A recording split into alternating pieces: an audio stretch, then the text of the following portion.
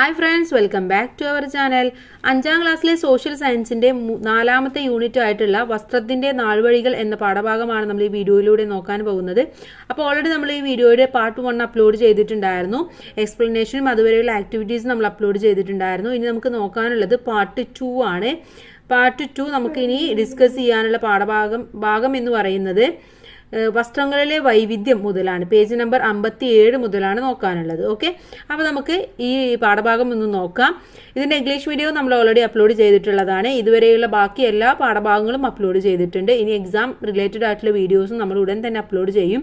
അപ്പോൾ ആവശ്യമായിട്ടുള്ള കൂട്ടുകാർ തീർച്ചയായിട്ടും ചാനൽ സബ്സ്ക്രൈബ് ചെയ്യാൻ മറന്നു പോകരുത്. അപ്പം നമുക്ക് പാഠത്തിലേക്ക് കടക്കാം. വസ്ത്രങ്ങളിലെ വൈവിധ്യം. ഇതുവരെ നമ്മൾ പറഞ്ഞിട്ടുള്ളത് എങ്ങനെയാണ് ആദിമ മനുഷ്യൻ ഈ ഒരു നിലയിലേക്ക് വസ്ത്രങ്ങൾ ഉണ്ടാക്കാനും അതിൻ്റെ മാനുഫാക്ചറും എങ്ങനെയാണ് നടത്തിക്കൊണ്ടു പോകുന്നത്, എന്തൊക്കെയാണ് പുതിയ കണ്ടുപിടുത്തങ്ങൾ ആ മേഖലയിൽ ഉണ്ടായത് എന്നൊക്കെയാണ് നമ്മൾ പറഞ്ഞിട്ടുണ്ടായിരുന്നത്. ഇനി വസ്ത്രങ്ങളിൽ ഏതൊക്കെ തരത്തിലുള്ള വൈവിധ്യങ്ങളാണ് ഉണ്ടായിട്ടുള്ളത് എന്നാണ് നോക്കാനുള്ളത്.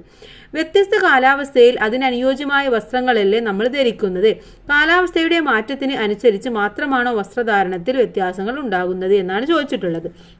നമുക്കറിയാം, നല്ല മഴയുള്ള സമയത്തുള്ളതും നല്ല ചൂടുള്ള സമയത്ത് ധരിക്കുന്നതും സെയിം വസ്ത്രമാണോ? അല്ല, നമ്മൾ വ്യത്യസ്ത രീതിയിലുള്ള വസ്ത്രങ്ങളാണ് ധരിക്കുന്നത്. അപ്പോൾ നമുക്ക് മനസ്സിലായി, കാലാവസ്ഥ അനുസരിച്ച് വസ്ത്രങ്ങളിലും മാറ്റങ്ങൾ സംഭവിക്കാറുണ്ട്. ഇനി അതിൽ മാത്രമാണോ മാറ്റങ്ങളുള്ളത്? അല്ല എന്നാണ് നമുക്ക് ഈ ചിത്രത്തിലൂടെ അറിയാൻ കഴിയുന്നത്.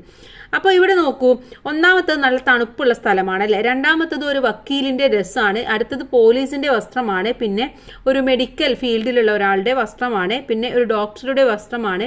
പിന്നെ കുട്ടികൾ റെയിനിൽ അല്ലെ മഴയിൽ ഇറങ്ങുന്ന വസ്ത്രമാണ് തന്നിട്ടുള്ളത്. അപ്പോൾ നമുക്ക് മനസ്സിലായി, കാലാവസ്ഥയിൽ മാത്രമല്ല മാറ്റം വരുന്നത്, ഓരോ തൊഴിലിനും പദവിക്കും അല്ലെങ്കിൽ രോഗപ്രതിരോധത്തിനും വേണ്ടിയിട്ട് നമ്മൾ ഓരോ തരത്തിലുള്ള വസ്ത്രങ്ങൾ ഉപയോഗിക്കാറുണ്ടെന്ന് നമുക്ക് ഇതിലൂടെ മനസ്സിലാക്കാൻ വേണ്ടി സാധിച്ചു. ഇനി ഇവിടെ ചോദിച്ചിട്ടുള്ളത് കാലാവസ്ഥക്ക് അനുസരിച്ച വസ്ത്രങ്ങൾ ഇതിൽ ഏതൊക്കെയാണെന്നാണ് ചോദിച്ചിട്ടുള്ളത്. അതിലെ 1ാമത്തെ ചിത്രവും 6ാമത്തെ ചിത്രവുമാണ് കാലാവസ്ഥക്ക് അനുയോജ്യമായിട്ടുള്ളത്. രോഗപ്രതിരോധത്തിന് അനുയോജ്യമായത് 4ാമത്തെ ചിത്രമാണ്. അധികാരം, പദവി അതുമായിട്ട് ബന്ധപ്പെട്ടത് 3ാമത്തെ ചിത്രമാണ്. തൊഴിലിന് ബന്ധപ്പെട്ടത് 2ാമത്തെയും 5ാമത്തെയും ചിത്രമാണ്. ഓക്കെ, അപ്പോൾ കാലാവസ്ഥ 1ഉം 6ഉം, രോഗപ്രതിരോധം 4, അധികാരം പദവി 3, തൊഴിൽ 2, 5 ഇവയാണ്. വിവിധ സാഹചര്യങ്ങളിലെ വസ്ത്രധാരണത്തെ സൂചിപ്പിക്കുന്ന ചിത്രങ്ങൾ ശേഖരിച്ച് ആൽബം തയ്യാറാക്കാൻ നിങ്ങളുടെ അടുത്ത് പറഞ്ഞിട്ടുണ്ട്. അപ്പോൾ ഓരോ കാലാവസ്ഥയിലും ഓരോ തരത്തിലുള്ള വസ്ത്രമാണ് നമുക്ക് മനസ്സിലായി. അപ്പോൾ അതിനനുസരിച്ച് നിങ്ങൾ ചിത്രങ്ങൾ ശേഖരിച്ച് ഒരു ആൽബം തയ്യാറാക്കുക. ഇനി കാലാവസ്ഥ, ആചാരം, അധികാര സ്ഥാനങ്ങൾ, അതുപോലെ തന്നെ തൊഴിൽ, പ്രാദേശിക വ്യത്യാസങ്ങൾ ഇവയെല്ലാം വസ്ത്രധാരണത്തെ സ്വാധീനിക്കുന്നുണ്ട്. വസ്ത്രം മാത്രമല്ല, വസ്ത്രത്തോടൊപ്പം ധരിക്കുന്ന ആഭരണങ്ങൾ, അതുപോലെ തൊപ്പികൾ, പാദരക്ഷകൾ എന്നിവയിലെല്ലാം ഈ വൈവിധ്യം നമുക്ക് കാണാൻ വേണ്ടി സാധിക്കും. അപ്പോൾ കാലാവസ്ഥ മാത്രമല്ല വസ്ത്രധാരണത്തിൻ്റെ ഒരു ഇത് എന്ന് പറയുന്നത്, നമ്മുടെ പ്രാദേശികമായിട്ടുള്ള ഓരോ വസ്ത്രധാരണങ്ങൾ ഉണ്ടായിരിക്കും, ഓരോ സംസ്കാരത്തിനനുസരിച്ചിട്ടുണ്ടായിരിക്കും, അതുപോലെ തന്നെ ആചാരങ്ങൾക്ക് അനുസരിച്ചിട്ട്, സ്ഥാനങ്ങൾ, തൊഴിൽ ഇതിനൊക്കെ അനുസരിച്ചിട്ട് നമ്മുടെ വസ്ത്രങ്ങളിൽ മാറ്റങ്ങൾ സംഭവിക്കുന്നതായിട്ട് നമുക്ക് മനസ്സിലായി. ഇന്ന് വസ്ത്രത്തിലും വസ്ത്രധാരണ രീതിയിലും വളരെയേറെ വൈവിധ്യങ്ങൾ, സമാനതകളും നമുക്ക് കാണാം. കാലാവസ്ഥ, യാത്ര ചെയ്യുന്നതിനുള്ള സൗകര്യം എന്നിവ പരിഗണിച്ച് അനുയോജ്യമായ വസ്ത്രം തിരഞ്ഞെടുക്കുന്നവരാണ് നമ്മൾ അധികവും അല്ലെ. നമ്മൾ യാത്ര ചെയ്യുമ്പോൾ വളരെ സിമ്പിളായിട്ടുള്ള വസ്ത്രങ്ങളാണ് ഉപയോഗിക്കുക. പക്ഷേ നമുക്ക് ആചാരം, ഇപ്പോൾ വല്ല കല്യാണമോ അല്ലെങ്കിൽ വേറെ എന്തെങ്കിലുമൊക്കെ ഫംഗ്ഷൻസ് ഉണ്ടാകുമ്പോൾ നമ്മൾ അതിനനുസരിച്ചുള്ള വസ്ത്രങ്ങളാണ് ഉപയോഗിക്കാറുള്ളത്. വസ്ത്രവൈവിധ്യം പ്രകടനമായി കാണാൻ കഴിയുന്ന മറ്റൊരു മേഖല കലാരംഗമാണ്. വർണ്ണവൈവിധ്യമുള്ള വസ്ത്രങ്ങൾ ഉൾക്കൊള്ളുന്ന കലാരൂപങ്ങൾ കാണാൻ നമുക്ക് ഏറെ ഇഷ്ടമല്ലേ എന്ന് ചോദിക്കുന്നുണ്ട്. അപ്പോൾ കലാരൂപങ്ങളിലും ഓരോ തരത്തിലുള്ള ഓരോ കലക്കും അതിൻ്റെതായ രീതിയിലുള്ള വസ്ത്രധാരണമാണ് നമ്മൾ ചെയ്യാറുള്ളത് അല്ലേ. അപ്പോൾ കഥകളിക്ക് ഉപയോഗിക്കുന്ന വസ്ത്രം നമ്മൾ ഒരിക്കലും ഒപ്പനക്കോ കോൽക്കളിക്കോ ഉപയോഗിക്കാറില്ല. അതുപോലെ തന്നെ വല്ല മോഹിനിയാട്ടത്തിന് ഉപയോഗിക്കുന്നത് അതിൻ്റെതായ തനത് ശൈലിയിലുള്ള വസ്ത്രങ്ങളാണ്.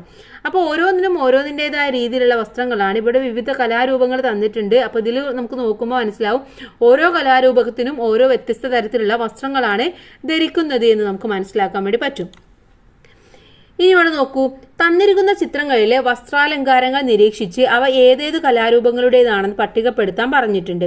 അപ്പോൾ അവിടെ കഥകളി, തെയ്യം, മോഹിനിയാട്ടം, കേരള നടനം, ഒപ്പന, ചവിട്ടുനാടകം ഇതാണ് അവിടെയുള്ള ഓരോ കലാരൂപങ്ങൾ എന്ന് പറയുന്നത്. ഒന്നുകൂടെ പറയാം, കഥകളി, തെയ്യം, മോഹിനിയാട്ടം, കേരള നടനം, ഒപ്പന, ചവിട്ടുനാടകം. ഓക്കെ, ഇനി വിവിധ കലാരൂപങ്ങളിലെ വസ്ത്രവൈവിധ്യങ്ങളെ കുറിച്ചിട്ട് ചർച്ച ക്ലാസ്സിൽ സംഘടിപ്പിക്കാൻ പറയുന്നുണ്ട്. അപ്പോൾ ഒരുപാട് കലാരൂപങ്ങൾ നമ്മുടെ ചുറ്റുമുണ്ട്. പ്രാദേശികമായിട്ടും അല്ലാതെയും കളിക്കുന്ന ഒരുപാട് കലാരൂപങ്ങളുണ്ട്. അപ്പോൾ അതെല്ലാം ശേഖരിച്ചു കഴിഞ്ഞാൽ, അതിൻ്റെ ചിത്രങ്ങളെല്ലാം ശേഖരിച്ചു കഴിഞ്ഞാൽ തന്നെ നിങ്ങൾക്ക് മനസ്സിലാക്കാൻ പറ്റും ഓരോ രീതിയിലുള്ളതും ഓരോ വസ്ത്രധാരണ രീതിയാണ് അതിനെ വ്യത്യസ്തമാക്കുന്നത് എന്നും കൂടെ നമുക്ക് മനസ്സിലാക്കാൻ വേണ്ടി സാധിക്കും. ഇനി അടുത്ത ഭാഗമാണ് വസ്ത്രധാരണത്തിലെ വിവേചനങ്ങൾ എന്നുള്ളത്. ഇവിടെ നമുക്ക് എന്താണ് തെക്കൻ കേരളത്തിലെ ഒരു വിളംബരമാണ് തന്നിട്ടുള്ളത്. തെക്കൻ കേരളത്തിലെ താഴ്ന്ന ജാതിക്കാർ എന്ന് പറയപ്പെട്ടിരുന്ന വിഭാഗങ്ങളിലെ സ്ത്രീകൾക്ക് മേൽവസ്ത്രം ധരിക്കുന്നതിനുള്ള അവകാശം അനുവദിച്ചുകൊണ്ട് 1859 അന്നത്തെ തിരുവിതാംകൂർ രാജാവായ ഉത്രം തിരുനാൾ മാർത്താണ്ഡവർമ്മ പുറപ്പെടുവിച്ച വിളംബരമാണ് മേലെ കൊടുത്തിട്ടുള്ളത്. ഈ വിളംബരത്തിൽ നിന്ന് എന്താണ് നിങ്ങൾക്ക് മനസ്സിലാകുന്നത് എന്നാണ് ചോദിച്ചിട്ടുള്ളത്. അപ്പോൾ ഇത് കൂട്ടുകാരൊന്ന് വായിച്ച് മനസ്സിലാക്കുക. അപ്പോൾ നമുക്ക് ഈ ഇവിടെ തന്നിട്ടുള്ളതിൽ നിന്നും നമുക്ക് മനസ്സിലായത് താഴ്ന്ന ജാതിക്കാരായ ആളുകളുടെ സ്ത്രീകൾക്ക് മേൽവസ്ത്രം ധരിക്കാനുള്ള അവകാശം അവർക്ക് ഉണ്ടായിരുന്നില്ല. അപ്പോൾ അത് അനുവദിച്ചുകൊണ്ട് ഉണ്ടായ ഒരു വിളംബരമാണ് അവിടെ തന്നിട്ടുള്ളത്. അപ്പോൾ എന്താണ് അവിടെ സമൂഹത്തിലെ ഓരോ വിഭാഗങ്ങൾക്ക് അനുസരിച്ചിട്ടും വസ്ത്രധാരണത്തിലുള്ള വ്യത്യാസമാണ് നമുക്ക് അതിലൂടെ മനസ്സിലാക്കാൻ വേണ്ടി സാധിക്കുന്നത്. അന്ന് നിലനിന്നിരുന്ന ജാതി വ്യവസ്ഥ ചില വിഭാഗം ജനങ്ങളെ ഇഷ്ടപ്പെട്ട വസ്ത്രങ്ങൾ ധരിക്കുന്നതിൽ നിന്ന് തടഞ്ഞിരുന്നു എന്നാണ് ഈ വിളംബരം നമ്മളോട് പറയുന്നത്. ഇനി തിരുവിതാംകൂർ എന്താണെന്ന് പറയുന്നുണ്ട്. എവിടെയാണ് തിരുവിതാംകൂർ? തെക്കൻ കേരളത്തിലെ ഭൂരിഭാഗ പ്രദേശങ്ങളും മധ്യ കേരളത്തിലെ ചെറിയൊരു ഭാഗവും ഇന്ന് തമിഴ്നാടിന്റെ ഭാഗമായ കന്യാകുമാരി ജില്ലയും ഉൾപ്പെട്ട ഒരു നാട്ടുരാജ്യമായിരുന്നു തിരുവിതാംകൂർ എന്ന് പറയുന്നത്. 18-ാം നൂറ്റാണ്ടിന്റെ പകുതിയോടെ അനിഴം തിരുനാൾ മാർത്താണ്ഡവർമ്മയുടെ കാലത്താണ് തിരുവിതാംകൂർ നാട്ടുരാജ്യം വിസ്തൃതി പ്രാപിച്ചത്. 1956 കേരള സംസ്ഥാന രൂപീകരണത്തോടെ ഈ നാട്ടുരാജ്യം കേരള സംസ്ഥാനത്തിന്റെ ഭാഗമായി മാറുകയാണ് ചെയ്തിട്ടുള്ളത്. ഇനി എന്താണ് മേൽമുണ്ട് സമരം? 19-ാം നൂറ്റാണ്ടിന്റെ തുടക്കത്തിൽ തെക്കൻ തിരുവിതാംകൂറിൽ സ്ത്രീകൾ മാറുമറക്കുന്നതിന് വേണ്ടി നടത്തിയ സമരമാണ് മേൽമുണ്ട് സമരം എന്ന് പറയുന്നത്. അപ്പൊ അതുവരെ സ്ത്രീകൾക്ക് എന്താണ് പറയുന്നത് മാറുമറക്കാനുള്ള അവകാശം അവർക്ക് ഉണ്ടായിരുന്നില്ല. അതിനുശേഷമാണ് ആ അവകാശം അവർക്ക് കിട്ടിയിട്ടുള്ളത്. അക്കാലത്ത് ഉയർന്ന ജാതിയിൽപ്പെട്ടവരെന്ന് പറയപ്പെട്ട സ്ത്രീകൾക്ക് മാത്രമേ മേൽവസ്ത്രം ധരിക്കുവാനുള്ള അവകാശം ഉണ്ടായിരുന്നുള്ളൂ. താഴ്ന്ന ജാതിക്കാരായി കരുതപ്പെട്ടിരുന്ന വിഭാഗങ്ങളിലെ സ്ത്രീകൾക്ക് മേൽജാതിക്കാരുടെ മുന്നിൽ മാറുമറക്കാനുള്ള അവകാശം ഉണ്ടായിരുന്നില്ല. ഇതിനെതിരെ 19-ാം നൂറ്റാണ്ടിൽ ആദ്യഘട്ടത്തിൽ ഈ അവകാശം നേടിയെടുക്കുന്നതിനായി നടത്തിയ സമരമാണ് മേൽമുണ്ട് സമരം എന്ന് പറയുന്നത്. അപ്പോൾ അതുവരെ ഉണ്ടായിരുന്ന ആ ഒരു സമ്പ്രദായത്തിൽ നിന്നും ഒരു മാറ്റം ഉണ്ടായതും അന്നത്തെ ഈ ഒരു സമരത്തോടു കൂടി മാത്രമാണെന്ന് നമുക്ക് മനസ്സിലായി അല്ലേ. ഇനി വസ്ത്രം ഒരു സമരായുധം. വസ്ത്രം എന്ന് പറയുന്നത് ഒരു സമരായുധമാണെന്ന് നമുക്ക് സമരായുധം എങ്ങനെയാണ് അത് സമരത്തിലേക്ക് നയിച്ചത് എന്നാണ് പറയുന്നത്. പലതരം ചൂഷണങ്ങൾക്കെതിരെ ഒരു സമരായുധമായി വസ്ത്രത്തെ കഴിഞ്ഞ കാലങ്ങളിൽ ഉപയോഗിച്ചിട്ടുണ്ട്. ഇതിൽ ഏറ്റവും പ്രധാനപ്പെട്ട ഒന്നായിരുന്നു ഇന്ത്യൻ സ്വാതന്ത്ര്യ സമരത്തിൽ മഹാത്മാഗാന്ധിയുടെ നേതൃത്വത്തിൽ നടന്ന പോരാട്ടങ്ങൾ. ഖാദിയും ചർക്കയും നൂൽനൂൽപ്പും വിദേശ വസ്ത്ര ബഹിഷ്കരണവും ഗാന്ധിജി സ്വാതന്ത്ര്യ സമരത്തിന്റെ ഭാഗമാക്കി. ചർക്കയിൽ നൂൽനൂറ്റുണ്ടാക്കുന്ന ഖാദി വസ്ത്രങ്ങളെയാണ് ഗാന്ധിജി പ്രോത്സാഹിപ്പിച്ചത്. ഖാദി വസ്ത്രങ്ങൾ ധരിക്കുവാൻ അദ്ദേഹം ജനങ്ങളോട് ആഹ്വാനം ചെയ്തു. ഇത്തരത്തിൽ സ്വദേശി വസ്ത്രങ്ങൾ നിർമ്മിച്ച് ഉപയോഗിച്ചുകൊണ്ട് വിദേശ വസ്ത്രങ്ങൾ ബഹിഷ്കരിക്കാനാണ് ഗാന്ധിജി ആവശ്യപ്പെട്ടത്.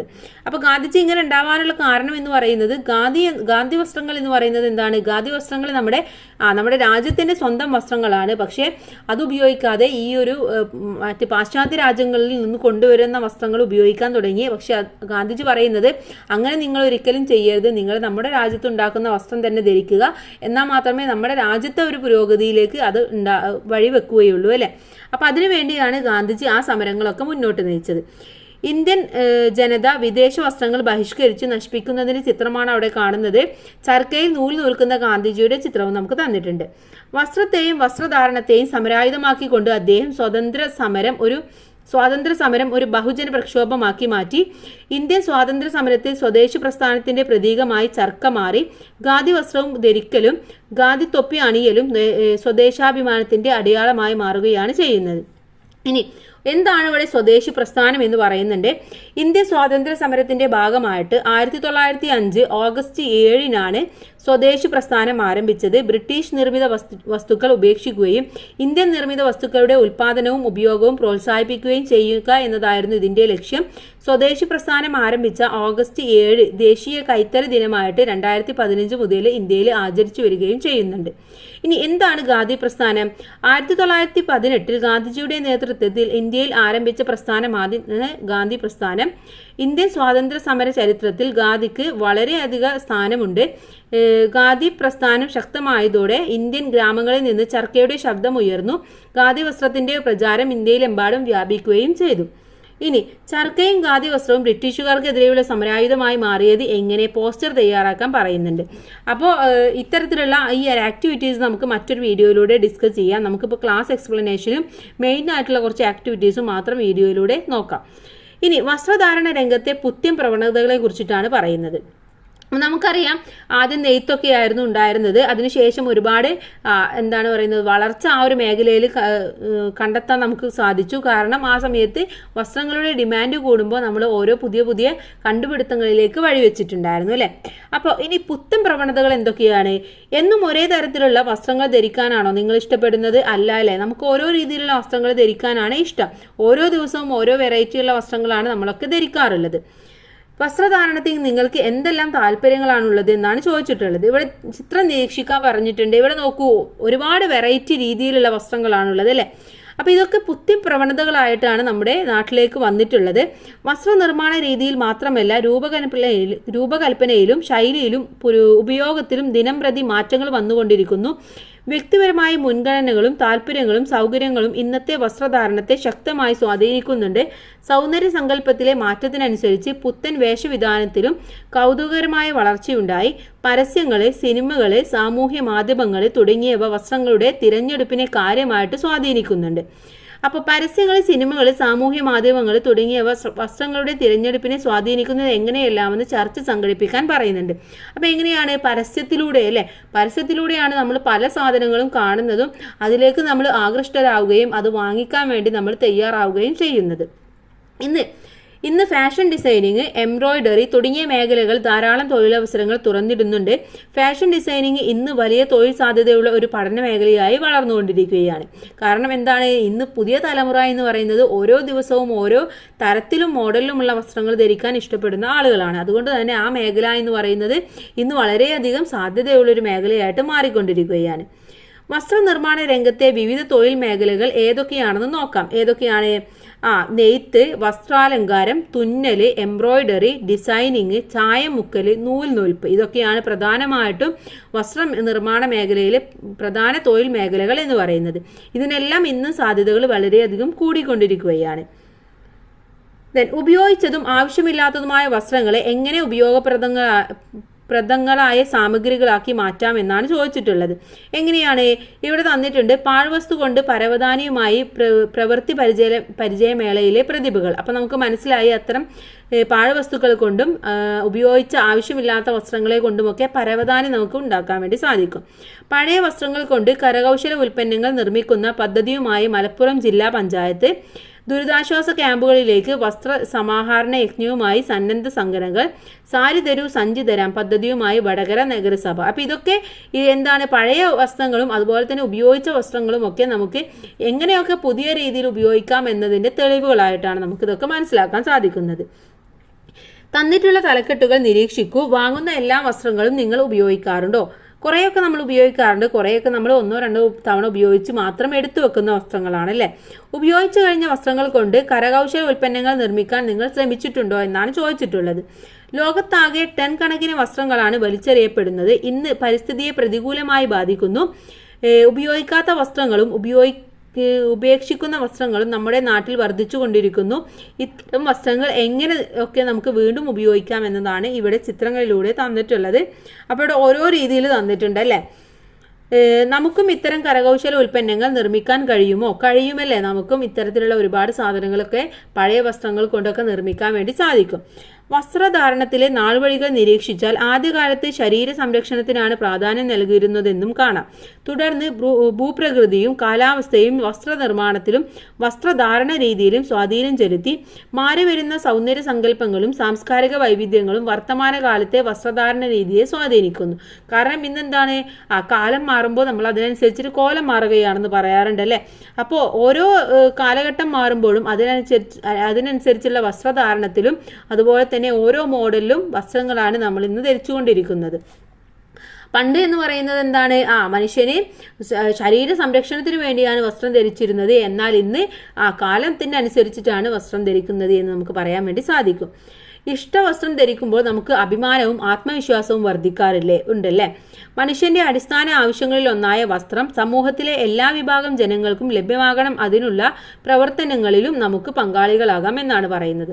നമ്മൾ അവിടെ ചിന്തിക്കേണ്ടത് എന്ന് പറയുന്നത്, നമ്മളെ പോലെ വസ്ത്രം കിട്ടാതെ അല്ലെങ്കിൽ അവരുടെ ആഗ്രഹത്തിനനുസരിച്ച് വസ്ത്രങ്ങൾ ലഭിക്കാത്ത ഒരുപാട് വിഭാഗങ്ങൾ നമ്മുടെ സമൂഹത്തിലുണ്ട്.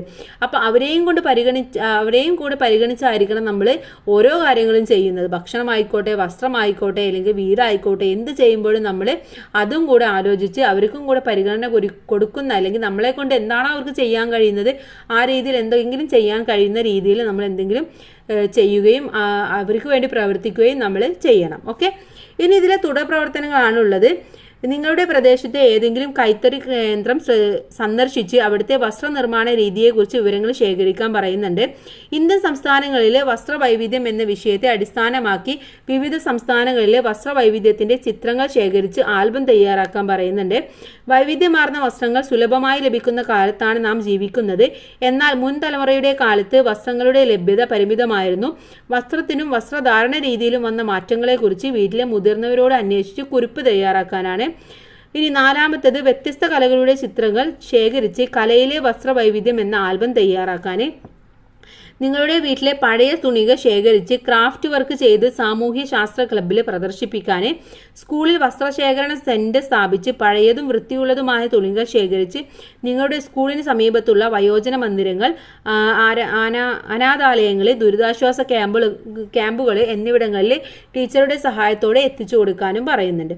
അപ്പോൾ ഇതൊക്കെ നിങ്ങൾ ചെയ്യേണ്ട പ്രവർത്തനങ്ങളാണ്. ആൽബം തയ്യാറാക്കലും ബാക്കിയുള്ളത് ക്ലാസ്സിലും നിങ്ങളുടെ ടീച്ചറുടെ സഹായത്തോടു കൂടി ചെയ്യുക. അപ്പോൾ ഇത്രയുമാണ് നമ്മുടെ പാഠഭാഗം എന്ന് പറയുന്നത്. ഇനി ഇതിലെ ആക്ടിവിറ്റീസ് നമ്മൾ ഉടൻ തന്നെ അപ്ലോഡ് ചെയ്യും. അതുപോലെ തന്നെ ഇമ്പോർട്ടൻ്റ് ആയിട്ടുള്ള നോട്ട്സും നമ്മൾ ഉടൻ തന്നെ അപ്ലോഡ് ചെയ്യുന്നതാണ്. ഇനി നമുക്ക് നോക്കാനുള്ളത് അടുത്തത് 5ാമത്തെ യൂണിറ്റ് ആണ്, വരക്കാം വായിക്കാം എന്ന പാഠഭാഗം. അത് നമുക്ക് എക്സാമിന് ശേഷം നമുക്ക് ഡിസ്കസ് ചെയ്യാം. ഓക്കെ, അപ്പോൾ എല്ലാ കൂട്ടുകാർക്കും ഇതുവരെയുള്ള എല്ലാ ഭാഗങ്ങളും മനസ്സിലായി എന്ന് വിചാരിക്കുന്നു. Thanks for watching.